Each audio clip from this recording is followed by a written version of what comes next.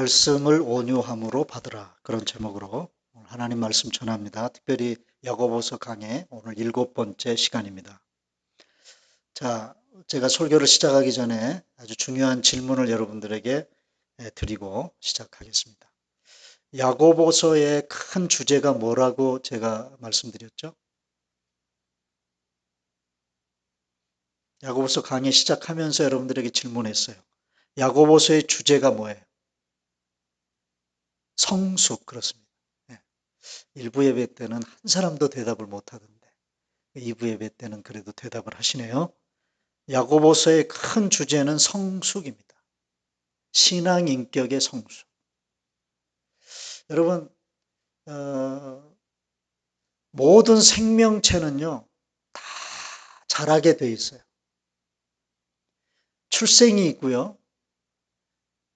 그래서 이 세상에 태어나면 태어난 이후 그 생명이 다하기까지 자라게 돼 있습니다. 우리 믿는 성도들도 마찬가지죠. 우리 믿는 성도, 크리스찬들도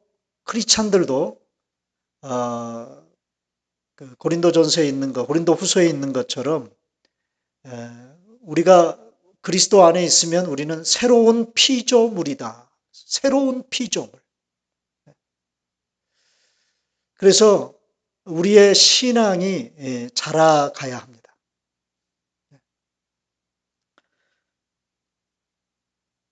신앙 인격의 성숙을 말하고 있는 책이 야고보서인데, 그런데 이 성숙이라고 하는 주제, 우리의 신앙이 자란다고 하는 이 주제는요, 뭐와 뗄래야 뗄 수 없는 그런 관계성을 가지고 있느냐 하면, 우리의 신앙을 자라게 하는 것이 뭘까요? 뭐가 우리의 신앙을 성장하게 하고 성숙하게 하고 우리를 자라게 할까요? 뭐가? 말씀이. 하나님의 말씀이 우리를 자라게 하는 거예요. 그러니까 우리를 성숙하게 하는 것은 바로 하나님의 말씀이에요. 그러므로 이 성숙이라는 주제를 우리가 생각할 때 하나님의 말씀과 이 성숙이라고 하는 주제는 뗄래야 뗄 수 없는 그런 관계성을 가지고 있습니다.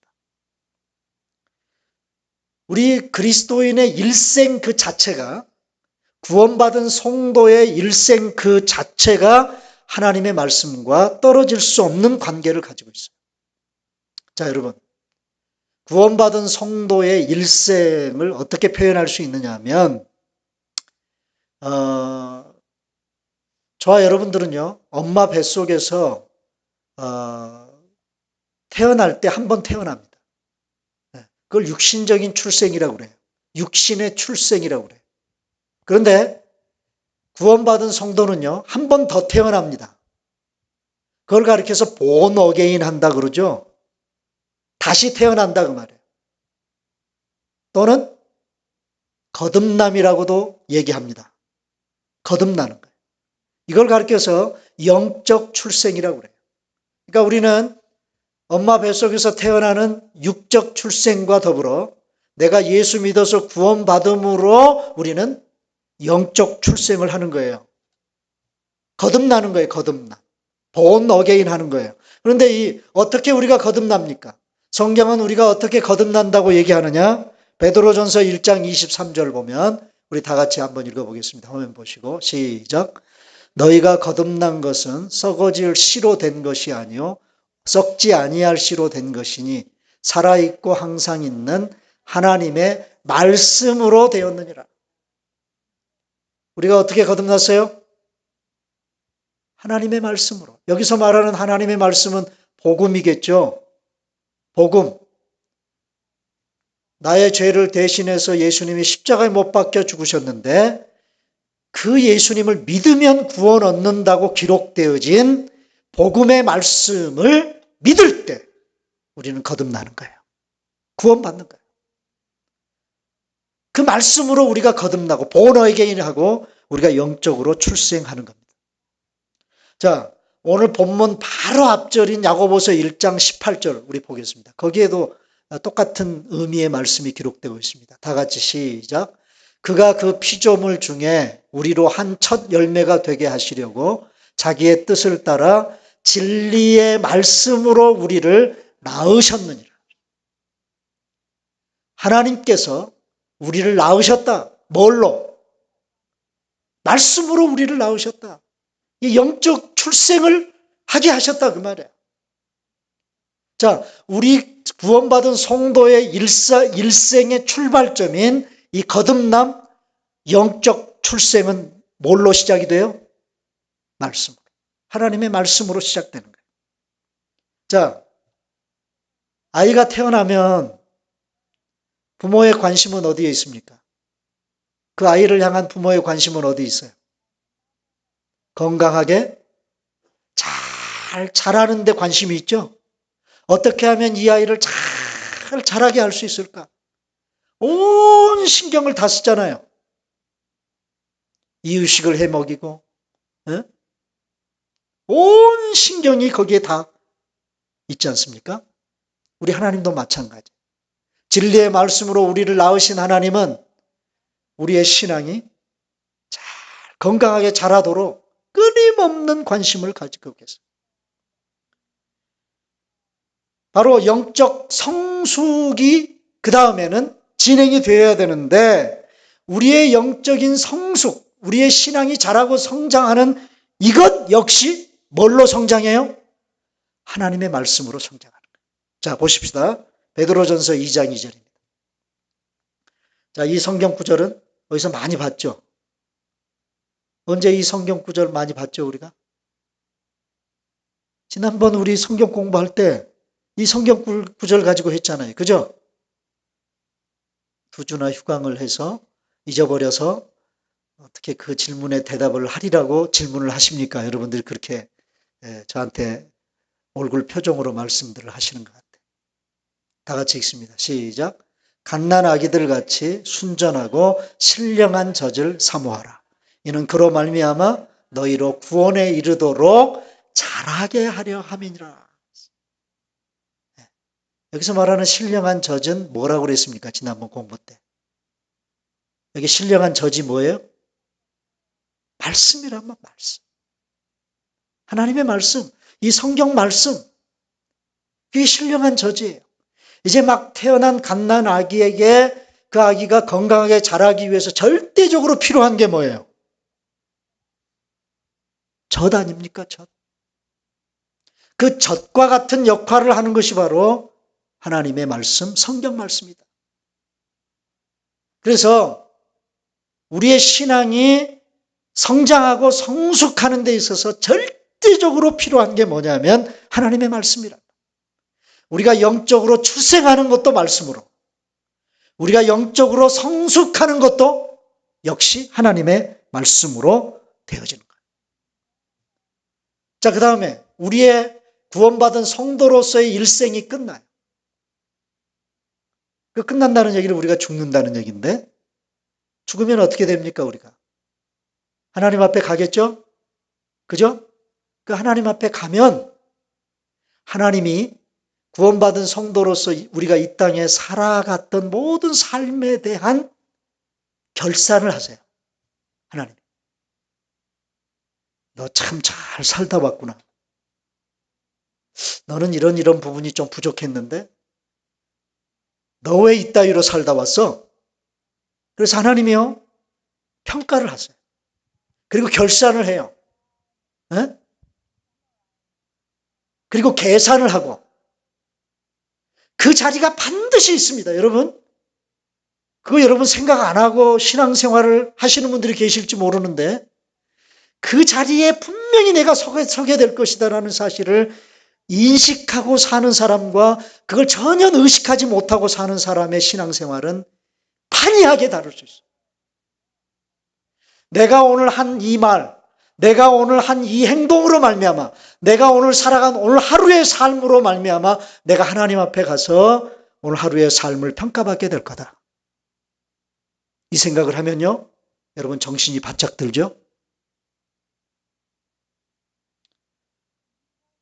여러분, 그런데 그렇게 평가하고 그렇게 결산하는 기준이 뭐냐? 뭘 가지고 평가하고 우리 하나님이 뭘 가지고 결산을 하시느냐? 뭘 가지고? 말씀으로.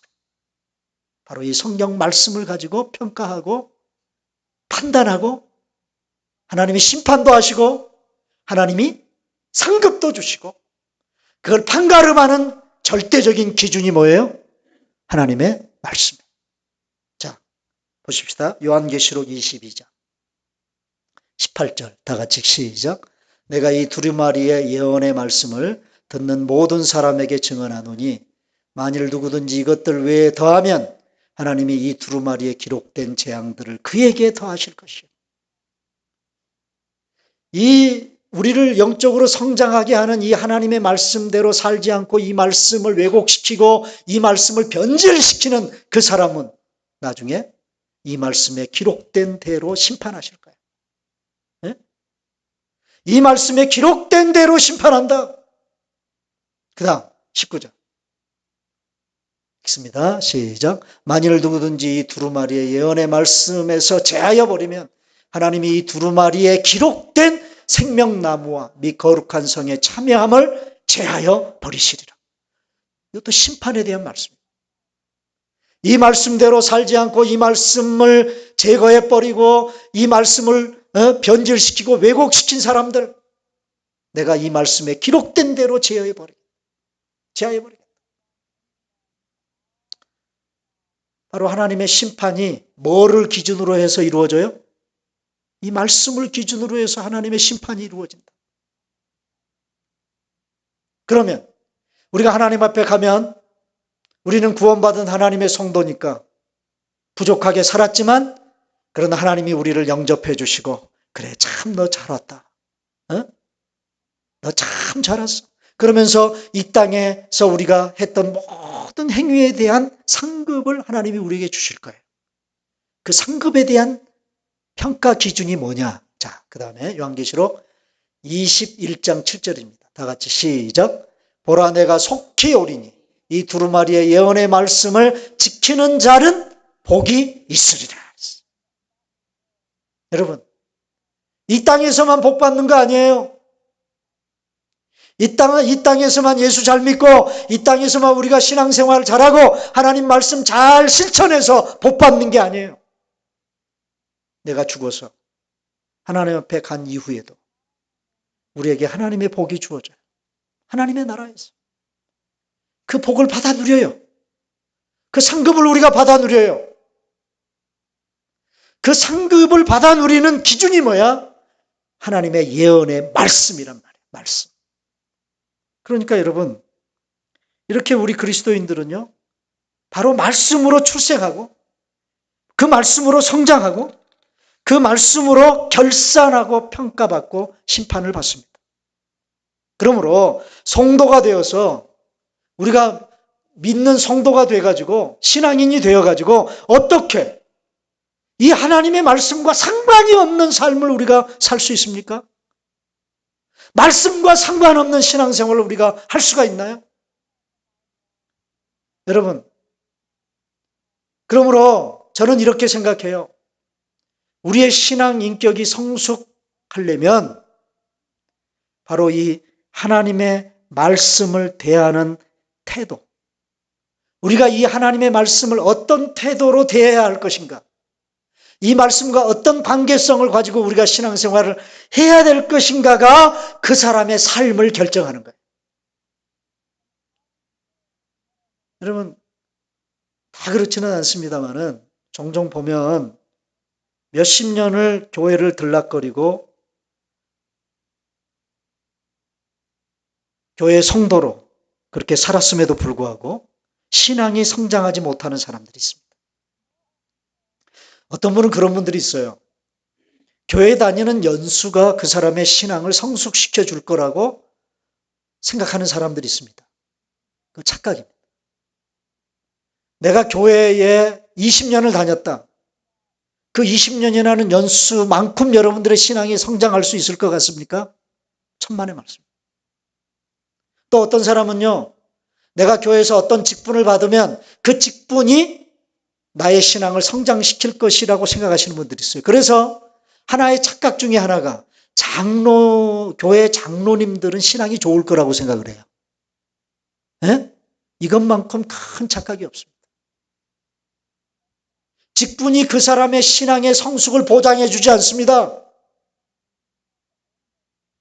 그러면요, 아무리 장로고 권사고 교회에서 그럴듯한 직분을 가지고 있다 할지라도 그 직분자가 하나님의 말씀과의 관계성을 바로 갖지 않으면 절대로 그 사람의 신앙 인격이 자라지 않아요. 여러분, 교회 장로가 되고 나서 교회를 깽판 치는 장로들이 얼마나 많은지 아십니까? 네?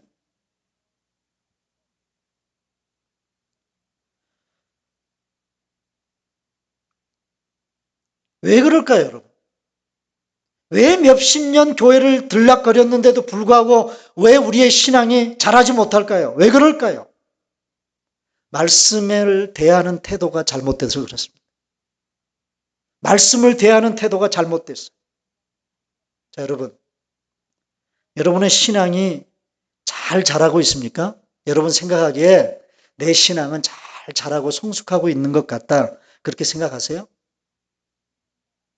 아니면 늘 그 자리를 맴돌고 있습니까? 여러분, 신앙이 자라기를 바라세요? 내 신앙이 자라기를 원하십니까? 그렇다면 오늘부터 여러분 말씀을 대하는 태도를 바꾸셔야 합니다. 이것 없이는 성장이 없습니다. 이것 없이는 성숙이 없어요. 오늘 야고보는요, 우리가 어떤 자세로 하나님의 말씀을 대해야 할 것인가를 우리에게 교훈합니다. 너희들의 신앙의 성숙을 위해서, 너희들의 신앙의 성숙을 위한 절대적인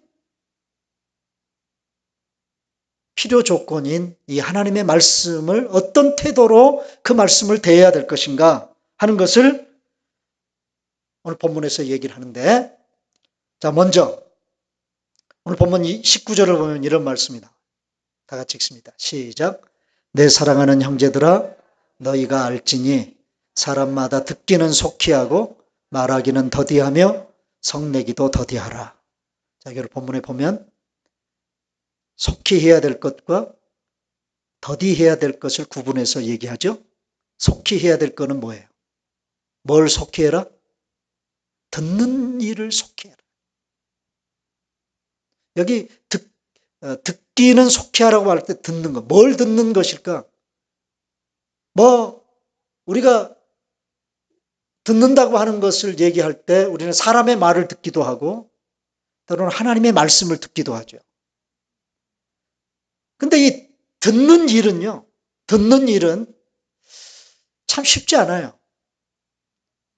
그리고 다른 사람이 하는 말을 듣는 것만큼 재미없는 일이 없어요. 무슨 코미디언들이 이 앞에 나와가지고 여기서 배꼽 빠지게 웃기고 그러면 여러분들이 경청을 할 수 있을지 모르겠지만 별로 그런 유머 감각이 별로 없는 이동훈 목사가 여기 강단에 서가지고 설교를 하면 여러분들이 그 듣는 일이 참 괴로울 수 있어요. 그런데 여러분, 어떤 사람이 어떤 말을 할 때라든가 또 하나님의 말씀이 선포되어질 때 그 하나님의 말씀을 듣는 일, 이 일은 참 재미없는 일이고 우리가 즐겨하지 않는 일이지만 이걸 잘 할 줄 알아야 우리의 인격이 자란다. 우리의 신앙 인격이 자란다.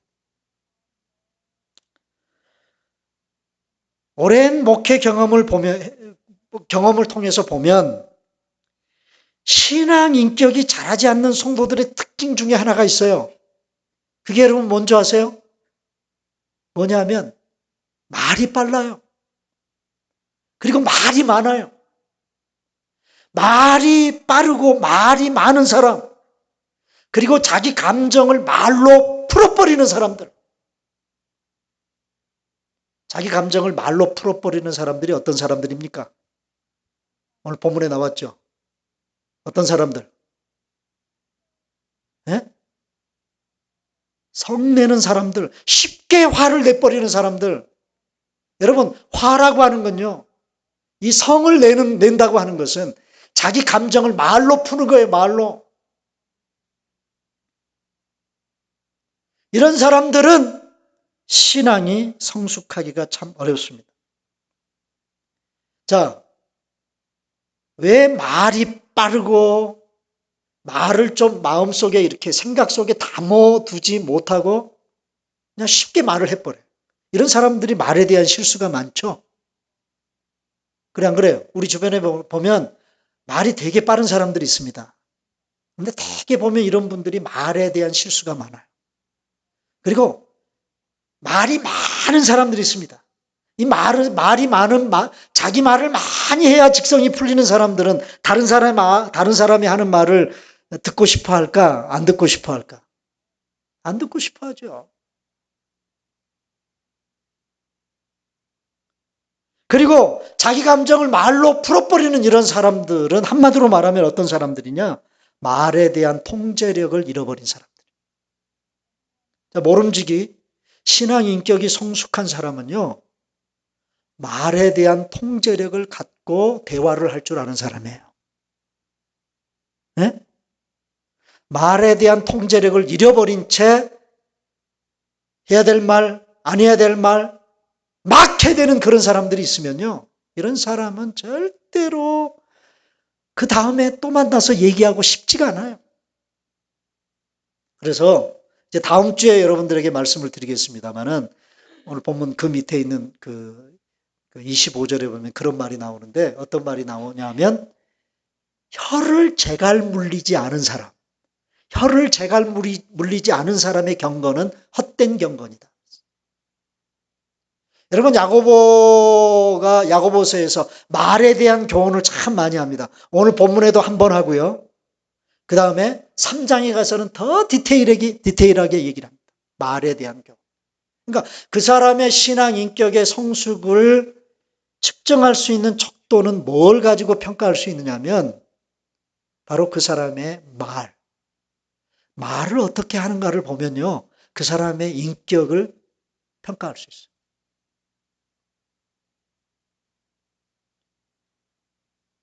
혀를 제갈 물린다는 말이 무슨 말일까요? 혀를 제갈 물린다는 말이 무슨 말일까?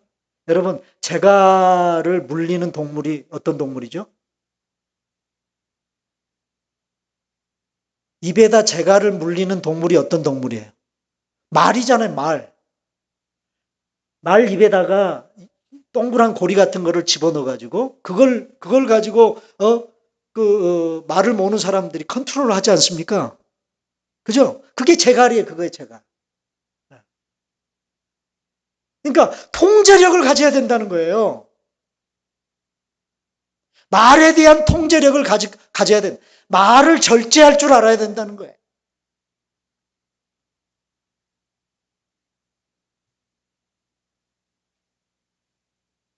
여러분, 말에 대한 통제력을 갖지 못하는 사람에게 정말 필요한 것이 무엇인가 하면 경청하는 훈련이에요. 경청하는 훈련이라는 말은 듣는 훈련을 좀 할 줄 알아야 돼요. 다른 사람의 말을 들을 줄 알고 하나님의 말씀을 들을 줄 아는 훈련이 필요하다는 것입니다. 우리는 듣는 일을 잘 못합니다. 솔직히 즐겨하지 않습니다. 그러면 뭘 더 잘하고 즐겨합니까? 말하는 것. 그것을 더 좋아합니다. 여러분, 듣는 훈련이 잘 안 된 사람에게 신앙의 성장을 기대하기가 어렵습니다. 특히 말씀을 듣는 훈련이 안 되면 신앙이 자라지 않아요. 그래서 하나님은 광야 40년을 살았던 이스라엘 백성들을 향해서 신명기에서 보면요. 계속해서 그 이스라엘 백성들에게 하나님이 하시는 말씀이 뭐냐? 이스라엘아 들으라. 쉐마 이스라엘. 여러분, 이 쉐마라는 히브리어가 들으라라는 말이에요. 들으라.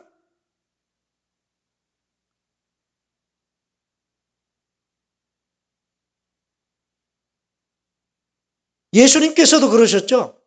예수님께서도 어떤 설교를 하시고 난 다음에 꼭 마지막에는 무슨 말씀을 하시느냐? 들을 귀가 있는 자들은 뭐예요? 들어라. 들을 귀가 있는 자들은 들어라.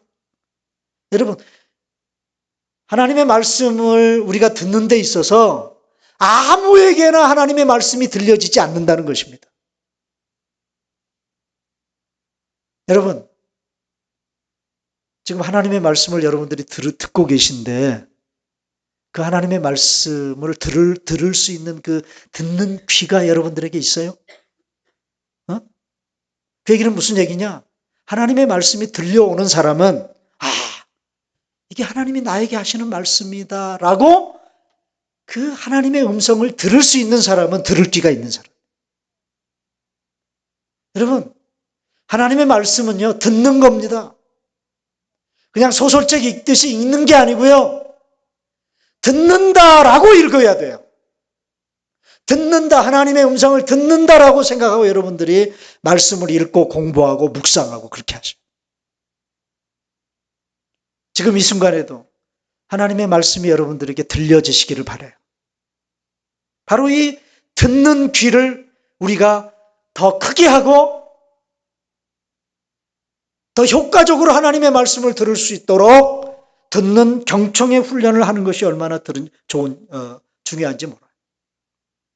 자기 감정을 쉽게 말로 폭발시켜 버릴 수 있는 사람이 누구입니까? 쉽게 화를 내버리는 사람들. 쉽게 화내는 사람들. 이건 습관 중에 하나인데요. 이들을 향해 오늘 본문은 뭐라고 얘기합니까? 성내기도 어떻게 해라? 더디해라. 하나님의 말씀을 듣는 훈련이 안 된 사람의 특징이 뭐냐 하면 분노 조절이 잘 안 되는 사람. 분노 조절. 설교를 듣거나 말씀을 들으면서도 자꾸 내 마음속에서 분노가 일어나요. 그래서 그 말씀에 저항감이 일어나. 이런 사람은 절대로 말씀을 들을 수 없습니다. 여러분, 분노 조절 장애, 일종의 병인데 이 병을 치료하는 지름길이 뭐냐면 하나님의 말씀을 들을 줄 아는 훈련에 집중하는 것입니다. 여러분, 혹시 나는 쉽게 화를 내는 그런 사람이다. 그러신 분들은 이 분노를 통제하고 조절하는 이거를 여러분들이 훈련하고 싶으시면 인내를 가지고 하나님의 말씀을 들으려고 하는 그런 자세를 여러분들이 가지시면 이 분노 조절 장애를 극복할 수 있어요. 오늘 본문 20절에 보니까 20절 말씀 다 같이 읽습니다. 시작. 사람이 성내는 것이 하나님의 의를 이루지 못함이니라. 여러분, 어떤 경우에든지 우리가 분노할 수 있어요. 어떤 의분을 가질 수 있지만 그것이 부정적으로 화를 내는 것으로 성을 내는 것으로 나타나면 하나님의 의가 나타나지 않아요. 하나님의 의가 나타나죠. 여러분, 모세가 왜 가나안 땅에 못 들어갔어요? 왜 모세가 여러분, 누구보다도 가나안 땅에 들어가야 될 사람이 누구예요? 들어가야 할 사람이 누구예요? 모세잖아요. 그런데 하나님이 못 들어가게 하셨어요. 왜요? 왜? 화딱기 내서.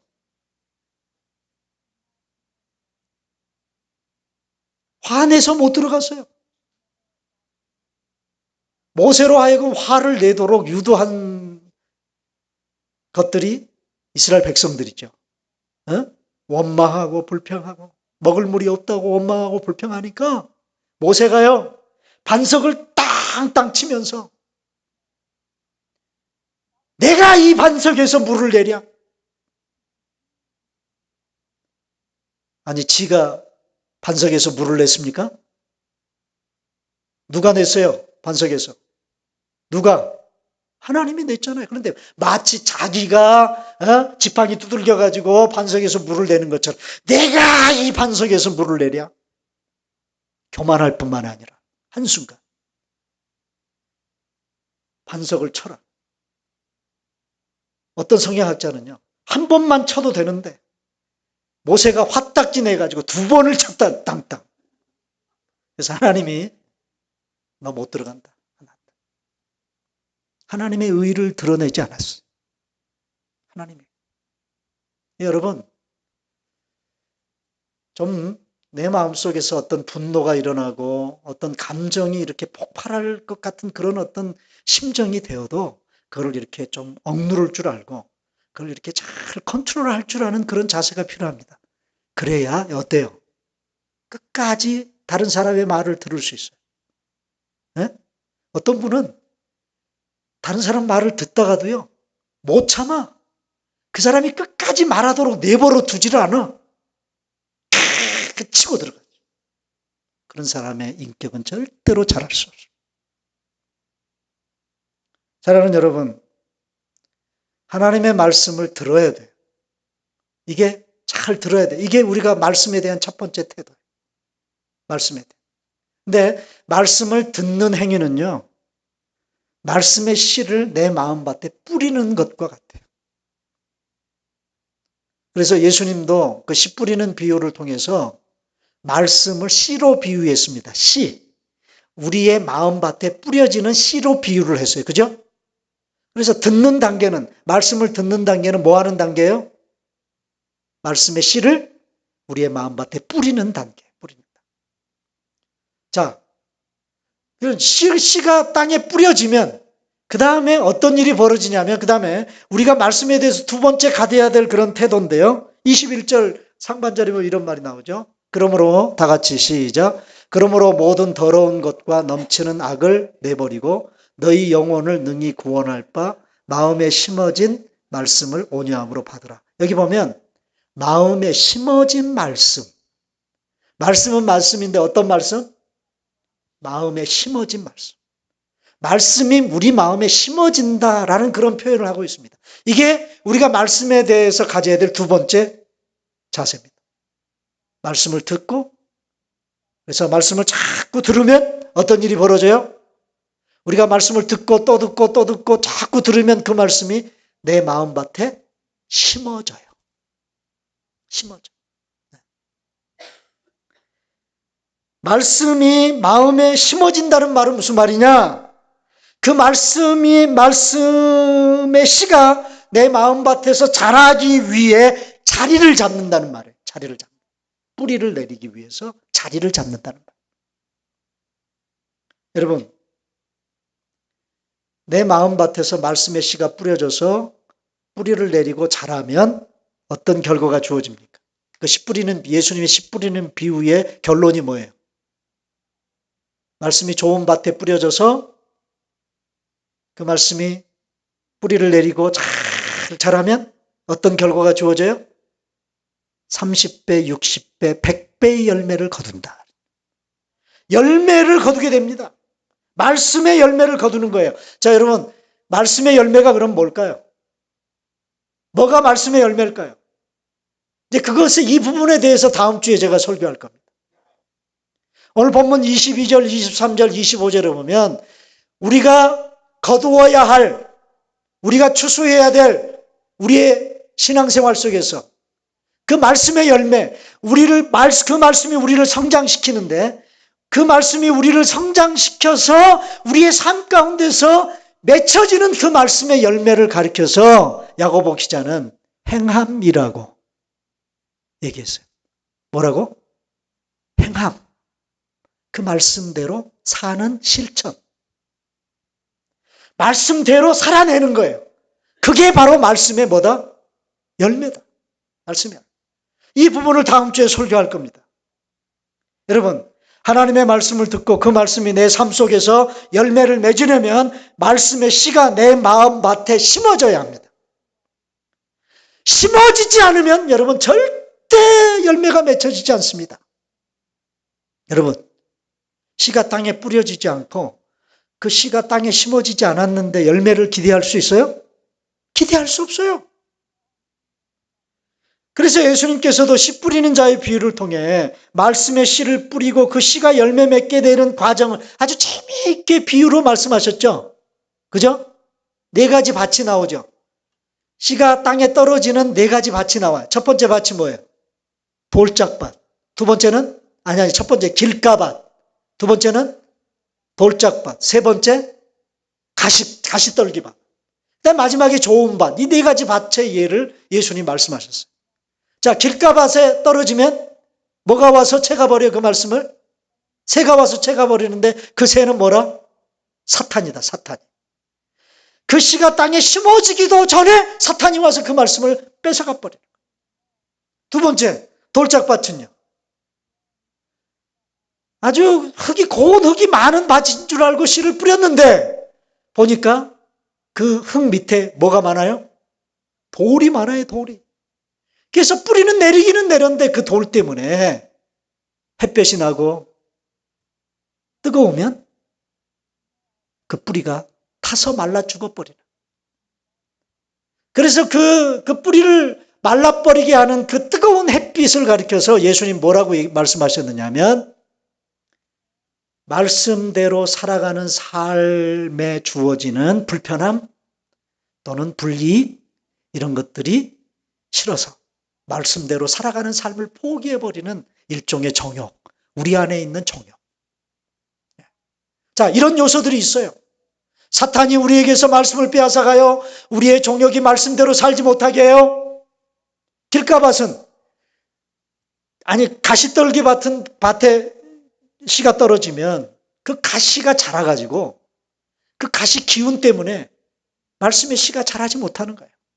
예수님께서 그 가시를 뭐라고 해석을 하셨느냐? 그 가시는 세상이 우리에게 주어지는 세상이 우리에게 주는 유혹들이다. 유혹. 재리의 유혹, 물질에 대한 유혹 이런 것들이다. 그래서 세상이라고 하는 그런 것들이 우리로 하여금 하나님의 말씀을 잘하지 못하게 해요. 여러분, 농사를 지어보신 분들은 아시지만 집에서 텃밭 하나를 일구려고 해도 자, 봄에 씨를 뿌리지 않습니까? 텃밭에. 가만 내버려 두면 저절로 상추가 자라고 저절로 뭐가 텃밭에서 자라요? 뭘 잘 해줘야 돼요? 물도 줘야 되지만 뭘 잘해? 여러분, 텃밭에다 씨를 뿌리면 내가 원하는 작물의 씨만 자랍니까? 뭐도 같이 자랍니까? 옆에서. 잡초들이 같이 자라다니, 잡초들이. 텃밭 한번 일구려고 하면 이 잡초들 때문에 얼마나 성가신지 몰라요. 수시로 잡초를 뽑아줘야 되지. 그죠? 잊어버리고 한 주일만 잡초 안 뽑아주면요. 얼마나 잡초가 무성하게 자라는지. 농부가요, 밭에 나가가지고 하는 일이 뭐예요? 김 매는 일이에요, 김. 이 김 매는 게 뭐예요?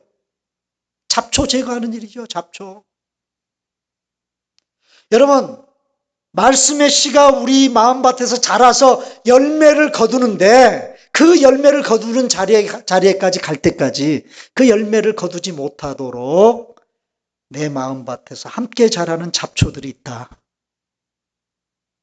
사탄이라는 잡초가 있고 또 세상 정욕이라는 잡초가 있고 세상 유혹이라는 잡초들이 있다. 그런데 탐스러운 열매를 기대하려면 그 잡초를 뽑는 일을 게을리하면 안 된다. 잡초를 뽑아. 그래서 오늘 본문 21절에 뭐라고 그랬어요? 두 가지로 그 잡초를 얘기했어요. 그러므로 모든 더러운 것과 넘치는 악을 뭐 해라? 내버려라. 여기 내버려라는 영어 성경에 보니까 어떻게 번역했느냐? Get rid. Get rid라는 말이 무슨 말이에요? 제거해라. 제거해라, 제거해라. 여러분, 우리가 하나님의 말씀을 듣는다고 해서 심어지는 게 아니에요, 내 마음에. 내 마음밭에 듣기만 한다고 해서 심어지는 게 아니에요. 그 씨가 잘 심어져서 잘 자라고 열매를 거두려면 그 씨와 더불어 함께 자라는 내 마음밭에 악한 잡초들을, 영적인 악한 잡초들을 뭐 해야 돼요? 수시로 뽑아내야 돼, 수시로. 여러분, 우리 교회 그 야드 중에요. 우리 잔디밭, 여 앞에 잔디밭 중에 저쪽 차 타고 우리 교회 이제 주차장으로 들어오는 바로 왼쪽에 보면 이렇게 주차장이 이렇게 삐쭉 튀어나온 그 잔디밭이 있습니다. 이렇게. 예? 잔디밭이 있는데 유독 거기에서 자라는 잡초 중에 하나가 뭐냐면 엉겅퀴. 희한해요. 제가 금년에도 3번을 뽑았어요. 3번을. 엉겅퀴를. 약을 줬는데도 안 죽어요. 뽑고 나면 또 자라고, 뽑고 나면 또 자라고. 한 2주 전인가도 그 엉겅퀴를 뽑아냈습니다. 얼마나 많이 뽑아냈는지 몰라요. 여러분, 여러분의 마음밭에 자라고 있는 영적인 더럽고 악한 잡초들을 뽑아내는 일 게을리 하시지 않는 여러분 되시기를 바랍니다. 여러분, 오늘 본문에서 이렇게 더럽고 악한 것을 내버리고 제거하라고 말씀을 하셨는데, 내 마음밭에 말씀의 씨가 심어지기 위해서 이런 악한 영적인 잡초들을 제거하는 일을 여러분 결코 게을리 하시지 않는 여러분 되셔서 하나님의 말씀이 뿌려질 뿐만 아니라, 내 마음밭에 뿌려질 뿐만 아니라 내 마음밭에 깊게 뿌리를 내릴 수 있도록 심겨질 수 있는 자리에까지 가시는 여러분 되시기를 바랍니다. 그 다음에 마지막 3번째 21절 하반절에 보면 그 말씀, 마음에 심어진 말씀을 어떻게 하라고요? 온유함으로 받으라. 여러분, 말씀을 듣는 사람에게 요구되어지는 정말 중요한 자세가 있어요. 그게 뭐라고요? 온유함이라고 그랬어요. 여러분, 신앙이 자라지 않는 성도들의 특징을 보면 말씀을 향한 온유한 심정이 없어요. 뭔가 거칠어요. 말씀에 대한 저항이 있어요. 여러분, 온유함이 뭡니까? 온유함. 오늘 영어 성경에는 그 온유함을 험블리라고 번역을 했어요. 험블리라는 말은 겸손함이죠. 온유하다라는 말은 겸손한 마음을 말하는 거예요. 낮아진 마음. 여러분, 사무엘 선지자가 어렸을 때 성전에서 자랐잖아요. 근데 하나님의 말씀이 들려요. 자꾸 엘리 제사장한테 가가지고 하나님이 자꾸 나를 부르는 것 같다 얘기를 하는데, 이 영적으로 어두운 엘리 제사장이 가서 잠이나 자라, 자빠져 자라. 그러나 사무엘 선지자는 하나님이 불러요. 사무엘아, 선지자 사무엘. 부를 때 무릎을 꿇고 어떻게 반응합니까? 자기를 부르는 하나님의 말씀에 어떻게 반응해요? 어떻게? 말씀하옵소서. 주의 종이 듣겠나이다. 말씀하옵소서. 주의 종이 듣겠나이다. 여러분, 이런 낮은 자세로 하나님의 말씀을 대해야 합니다. 내 마음에 분노와 원망이 가득하면 말씀이 제대로 들려지지 않습니다. 삐뚤어진 마음 때문에 말씀이 왜곡되지 않도록 내 안에 가시덤불을 열심히 제거해야 해요. 어떤 말씀이든 달게 받겠다. 어떤 말씀이든 송이꿀보다 더 단 그 말씀으로 받겠다는 그런 태도가 온유함입니다. 어떤 사람들은 자기 듣고 싶은 말씀만 들어요. 설교를 들어도요, 자기 귀에 듣기 좋은 말을만 골라서 듣는 사람들이죠. 예? 이런 사람들은 어떤 사람들이냐? 그 사람은 성경을 믿는 것이 아니라 아직까지도 자기 자신을 믿는 사람이에요. 여러분, 누가복음에서 누가는 씨 뿌리는 자, 예수님의 씨 뿌리는 자의 비유에서 마지막 좋은 밭을 이렇게 표현했어요. 자, 누가복음 8장 15절입니다. 다 같이 시작. 좋은 땅에 있다는 것은 착하고 좋은 마음으로 말씀을 듣고 지키어 인내로 결실하는 자니라. 자, 어떤 마음밭이에요? 마음밭이 어때요? 착해요. 착해. 여기서 착하다는 말은 노벨이 아니고 노블. 고상하고 고귀한 그런 마음으로 말씀을 듣는 거예요. 예? 그런 말씀. 하나님의 말씀을 듣는데, 예? 그런 마음으로 하나님 말씀 들어서 되겠어요? 좋은 마음. 그리고 인내하는 마음으로 하나님의 말씀을 듣는 거예요. 그게 좋은 마음밭이다. 여러분, 하나님 말씀을 읽거나 듣거나 공부할 때 이런 마음을 준비하시는 여러분 되시기를 바랍니다. 주의 뜻에 순종하려는 겸손한 마음으로, 착하고 좋은 마음으로, 끝까지 인내하는 마음으로 말씀을 대하고 그 말씀을 붙잡고 살아가는 여러분 되시기를 바랍니다. 여러분, 신앙 생활한 지가 참 오래되었음에도 불구하고 내 신앙이 자라고 있지 않다면 하나님의 말씀을 대하는 태도를 점검해 보셔야 돼요. 그리고 올바른 태도가 아니라면 오늘 말씀에 근거해서 그 태도를 여러분 바꿔야 합니다. 과감하게 여러분 바꾸시기를 바랍니다. 말씀을 대하는 태도를 바꾸세요. 하나님의 말씀에 집중해서 듣는 훈련을 잘 하시기를 바랍니다.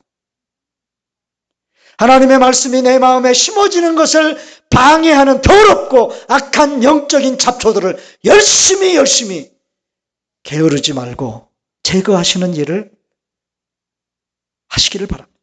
하나님의 말씀에 거칠게 반응하지 마시고 저항하지 마시고 말씀을 받는 마음밭을 겸손하고 온유한 마음으로 늘 준비하시기를 바랍니다.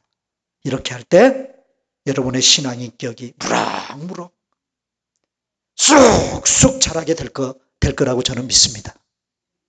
그런 여러분 되시기를 주님의 이름으로 축원합니다.